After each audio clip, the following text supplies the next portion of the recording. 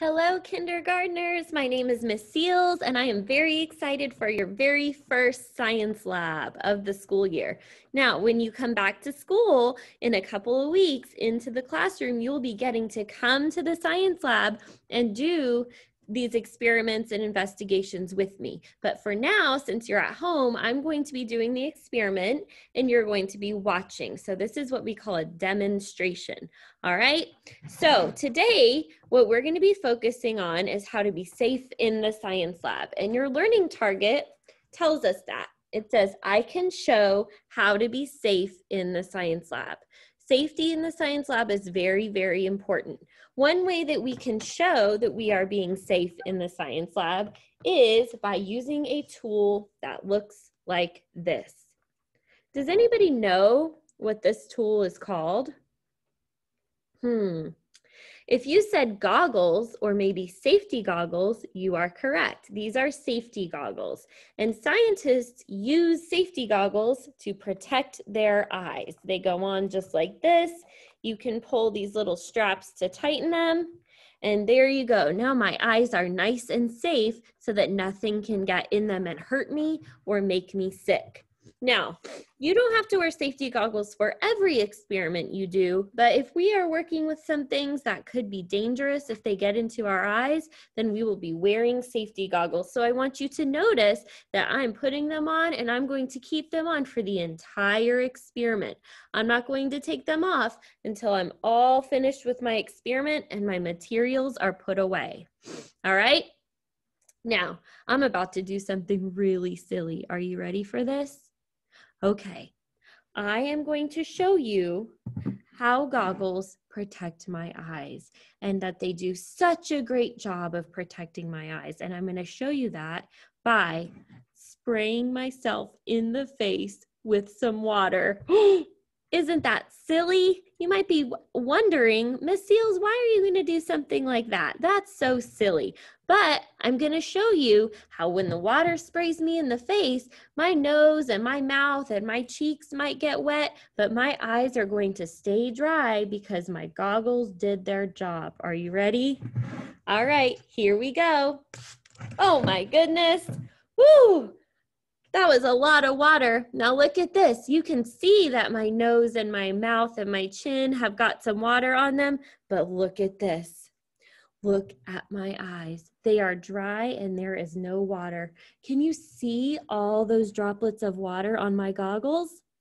The goggles did their job. They protected my eyes from getting wet. Oh my goodness, I'm so glad they did that. I have a dry pair to put on here for the rest of our experiment. All right. So before I show you the experiment, I'm going to tell you about a really big word. This word is hypothesis. Can everybody say hypothesis? Very good. Hypothesis. You might be wondering, Miss Seals, that's a really big word. What does it mean? And it tells us right here. It says a hypothesis is a prediction or an educated guess about what you think will happen in an experiment. Okay, so before a scientist does an experiment, they make a hypothesis about what they think is going to happen. You're going to be making a hypothesis today, and most of the time in Science Lab, you're going to be making a hypothesis as well. Now, do you think it's okay if your hypothesis is not correct?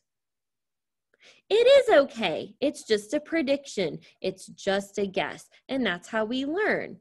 All right, so I'm going to tell you about our experiment today, and then I'm going to give you a second to make a hypothesis or a prediction about what you think is going to happen in our experiment.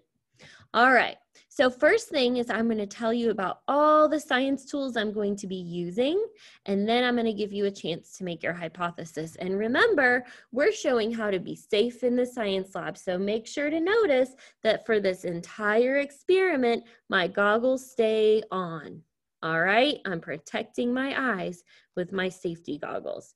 All right, for this experiment, one science tool that I'm going to be using looks like this. This is called a graduated cylinder. And a graduated cylinder is a science tool that is used to measure liquid. So these little lines here, they will tell us how much water is in here, or we could pour another liquid in here, like milk or juice or soda, and it would measure that as well. This is called a graduated cylinder.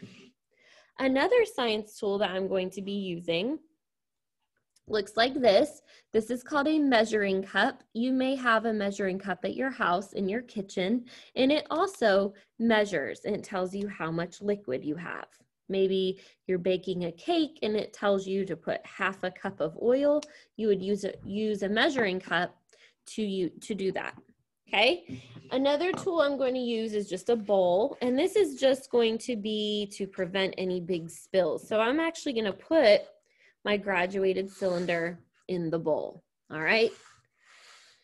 So the next thing I'm using comes in a little box like this. This is called baking soda. And baking soda is just a white powder. It's used for cooking. It's used for cleaning. It doesn't really have a strong taste or smell. It's just a white powder. What I'm going to do is I'm going to take my tablespoon, measuring spoon, and I'm going to put 3 tablespoons of baking soda into my graduated cylinder. That was 1. Count with me. Here is 2. So I just need 1 more and 3. 3 scoops of baking soda. All right. The next thing I'm going to do is I'm going to take some of this. This is called vinegar. You might have this at your house. It's also used for cooking and cleaning and different things like that. It's a clear liquid. It looks kind of like water, but if you've ever smelled it, you know it does not smell like water. It has a very strong smell, almost like pickles. Okay, so what I'm going to do is I'm going to add some white vinegar to my measuring cup. About 1/4 or 1/3 of a cup. That's all I need. All right, so when it's time to do the experiment in just a second, you're going to be observing or watching very closely, because what I'm going to do is I'm going to take my vinegar and pour it into my baking soda. All right. I just used another big science word, and that word was observe. Let's talk about what it means to observe. Has anybody ever heard that word before? Hopefully you've heard it before. I'm sure you have, but when you observe, you use your senses to explore the world around you. You can observe by watching or looking. You can observe by listening. You can even observe by touching or feeling or tasting or smelling. Since you're not in the science lab to do this experiment with me today, all you're going to be doing is watching and looking very, very closely to see what happens when my vinegar and my baking soda are mixed together. All right? Before we do that, I would like for you to make a hypothesis. Remember that big word I told you just a minute ago, hypothesis? A prediction or a guess about what will happen in an experiment.